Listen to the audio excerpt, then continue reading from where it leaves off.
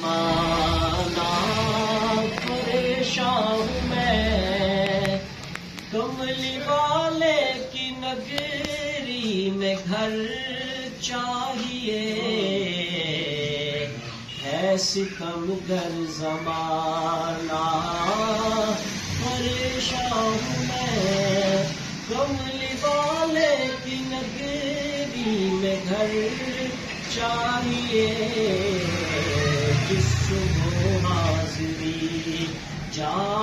کے روزے پہ ہو، ہاں مجھے ایک ایسی سحر چاہیے، ہے ستم گر زمانہ،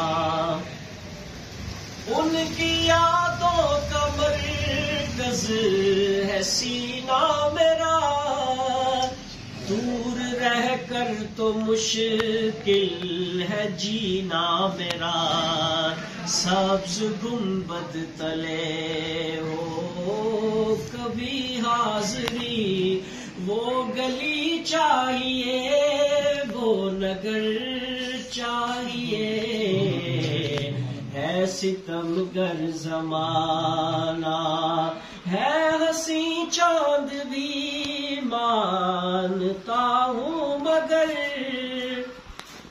اس پہ ہے چھائیاں آ رہا ہے نظر، جو ہوا گو دیے آمنہ میں طلوع، جو ہوا گو دیے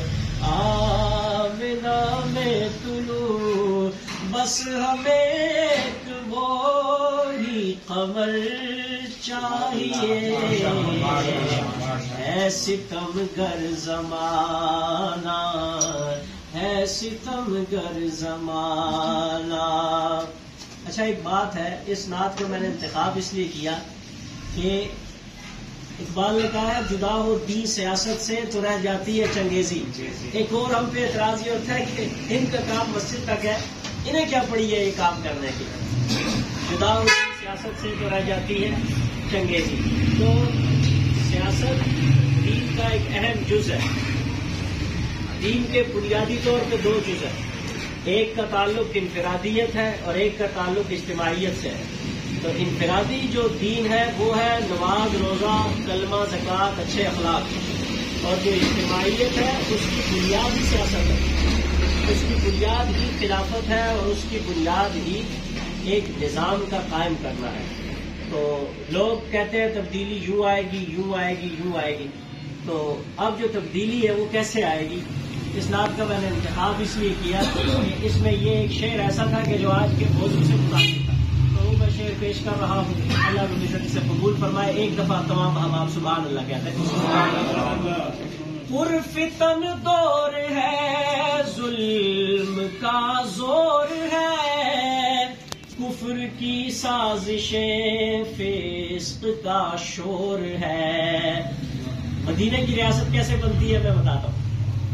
پرفتن دور ہے ظلم کا زور ہے، کفر کی سازشیں فسق کا شور ہے، وہ میسر ریاست مدینہ ہمیں اور پھر سے ہمیں